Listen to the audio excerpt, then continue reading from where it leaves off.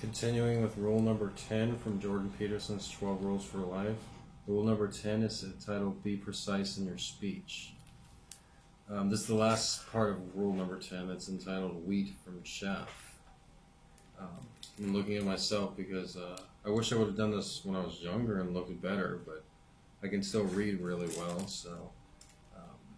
and I still look decent, I suppose.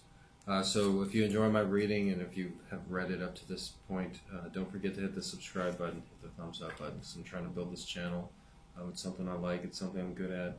And right now all the content is just based on my own talent. I don't even have a computer to edit any of these videos on. So I help this channel grow and help by subscribing and posting it somewhere. Wheat from chaff, precision species. When something terrible happens, it is precision that separates the uniquely terrible things that actually happened from all the other equally terrible things that might have happened but did not. If you wake up in pain, you might be dying. You might be dying slowly and terribly from one of the diverse number of painful, horrible diseases.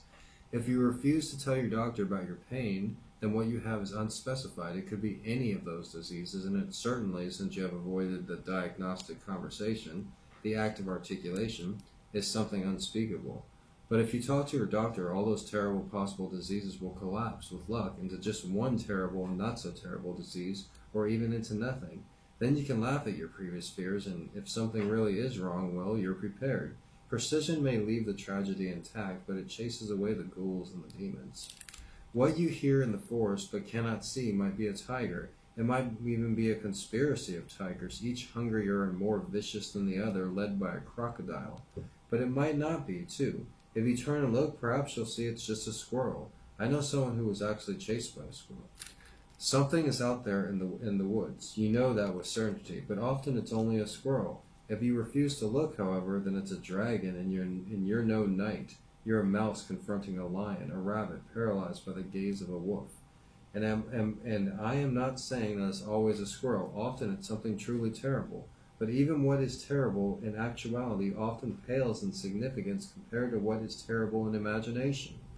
That's a great line.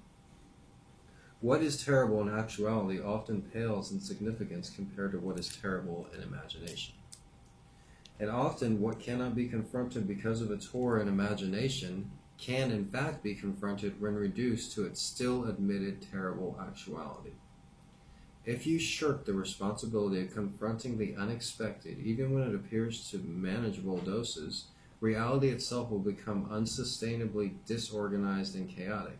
Then it will grow bigger and swallow all order, all sense, and all predictability.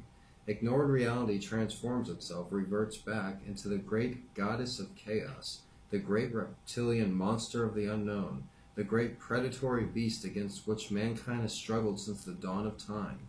If the gap between pretense and reality goes unmentioned, it will widen.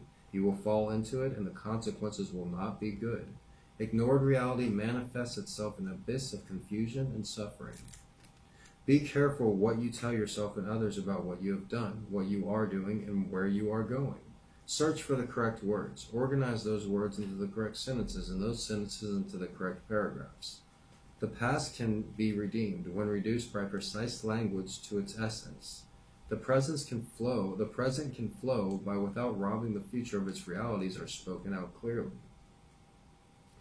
With careful thought and language, the singular, stellar destiny that justifies existence can be extracted from the multitude of murky, unpleasant features that are far more likely to manifest themselves of their own accord. This is how the I and the world make habitable order. Don't hide baby monsters under the carpet. They will flourish. They will grow large in the dark. Then, when you least expect it, they will jump out and devour you. You will descend into an intermediate, confusing hell, instead of ascending into the heaven of virtue and clarity.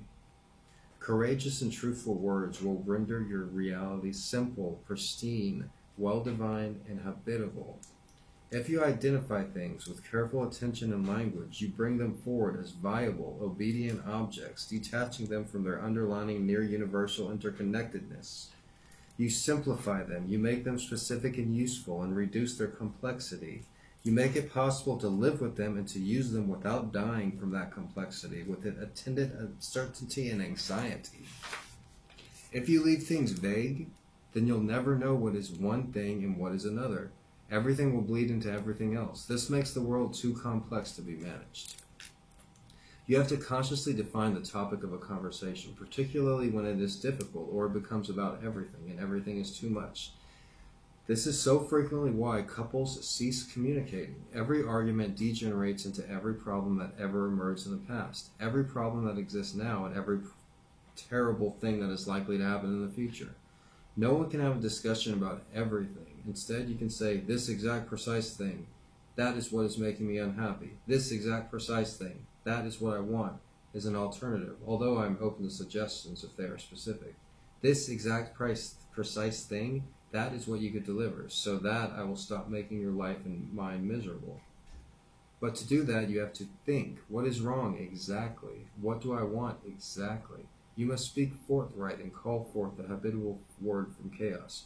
You must use honest, precise speech to do that. If instead you shrink away and hide, what are you hiding from will transform itself into the great dragon that lurks under your bed and in your forest and in the dark recesses of your mind.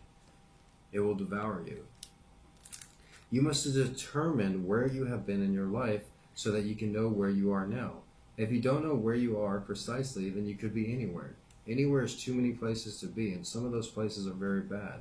You must determine where you have been in your life, because otherwise you can't get to where you're going. You can't get from point A to point B unless you're already at point A, and if you're just anywhere, the chances you are at point A are very small indeed. You must determine where you're going in life, because you cannot get there unless you move in that direction. Random wandering will not move you forward. It will instead disappoint and frustrate you and make you anxious and unhappy and hard to get along with, and then resentful, and then vengeful, and then worse. Say what you mean so that you can find out what you mean. Act out what you say so you can find out what happens. Then pay attention. Know your errors, articulate them, strive to correct them. This is how you discover the meaning of your life. This will protect you from the tragedy of your life. How could it be otherwise? Confront the chaos of being. Take aim against a sea of troubles. Specify your destination and chart your course. Admit to what you want. Tell those around you who you are. Narrow and gaze attentively and move forward forthrightly. Be precise in your speech. That was rule number 10 for Jordan Peterson's 12 Rules from Life. Rule number 10 is be precise in your speech. Out of all the rules that I've been over so far, rule number 10 is the most important for me personally. Too many times I've said things that make me sound weak, if you understand what he means by that. You need to be more affirmative. I need to be more affirmative in my speech and not just say things to talk about the weather, but when I'm going to say something, make sure there's some meaning behind it. So any of the rules that I plan on going over, and actually watching this video after reading the rule number 10, it's rule number 10, be precise in your speech. Thanks for watching. I appreciate you listening. Don't forget to hit the thumbs up button, smash that subscribe button, and help this channel grow by posting this video somewhere. Thanks again for watching.